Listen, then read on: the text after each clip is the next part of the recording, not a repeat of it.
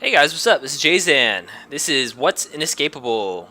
This is a game by Magnetic Realms. It's a Metroidvania game, 2D Metroidvania game, um, with a kind of a open world sort of. It's pretty linear, but we're just gonna jump right into the game.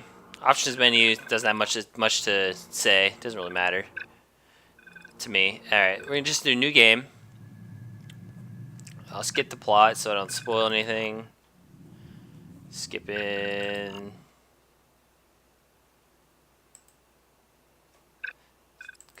All right. So we're gonna skip as much as we can. So this is the game. This is how it plays. You're crash landed on a planet with four other crew, which had crashed somewhere else on the planet, and this is your character. Much like many Metrovanias. All right. I'm gonna just jump into that. It's very easy to die. It kind of has Mega Man feel in that aspect, kind of the blue armor and the fact that you can die instantly. There's not many death traps. It's mostly those.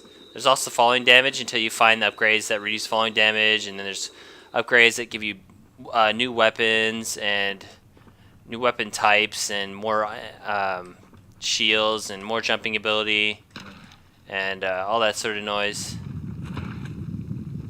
And trying not to fall too far because take a lot of falling damage. And yeah, this is a very independent, very indie game. It doesn't. I wouldn't say it's. I would compare it to Metroid though. I mean, you're kind of lost on a planet, but oh shit. But the planet is fairly sparse. The enemy count. There's not a lot of enemies. Mostly, the reason that you would want to play this would be to follow the plot and find out what's going to happen next. That's pretty much the biggest draw of this game, and a lot of these games of this genre, of the Metroidvania type genre, where you're just exploring to find items and stuff. The biggest drawback of this game, in my opinion, is the lack of enemies. And the linearity of this game, because it's really linear. It touts itself as a Metroidvania, but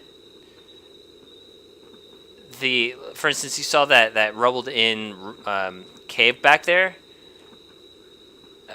This is the item that you need for the rubbling cave, and this is kind of the extent of the exploration for the most part. A little bit later, it gets a little more open, but really, it's pretty linear. So that kind of pushes away from the whole Metroidvania feel to more of a single level design. For instance, it really pushes away from exploration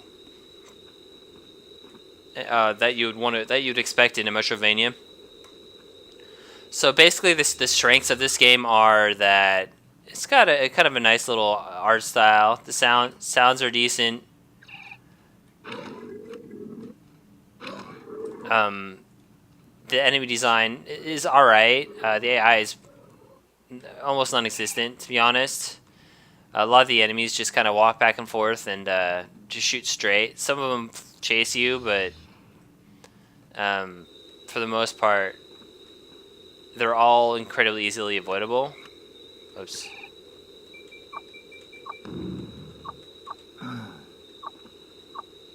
Okay.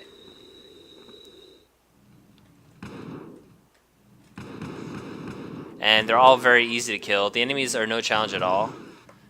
Even like the mini bosses and stuff, they're all you gotta do is just simple evasion.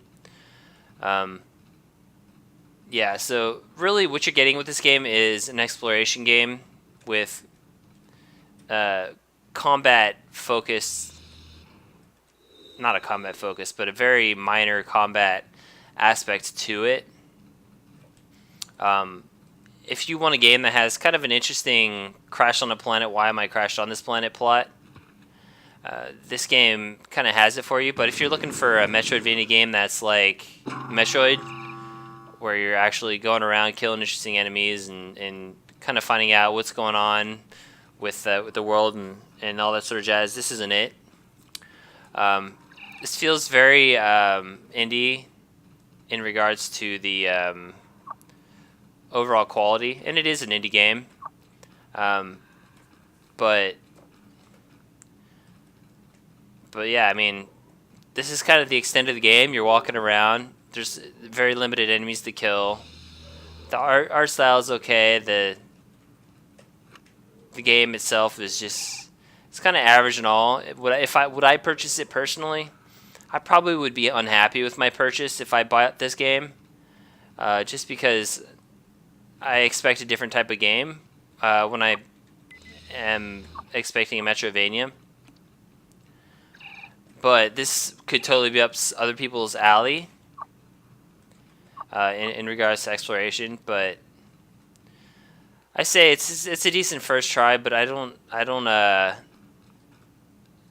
say look at the store and decide your purchase before you go out and buy this game. And if you're watching this, you're probably making that decision now. And yeah, watch other videos too if to get yourself maybe a further look into the game. But from the first couple hours that I played, there's not really a whole lot to it, and there's not really a lot to the action part of the game, and it's a very linear game, so there's not much of an exploration part, but the plot is a little bit interesting. So yeah. Not much else to say about Inescapable. Aside from that, if you want to get the game, I'll link the game on the description. So thanks guys for watching. This is Jay Zan. This is Inescapable. See you next time.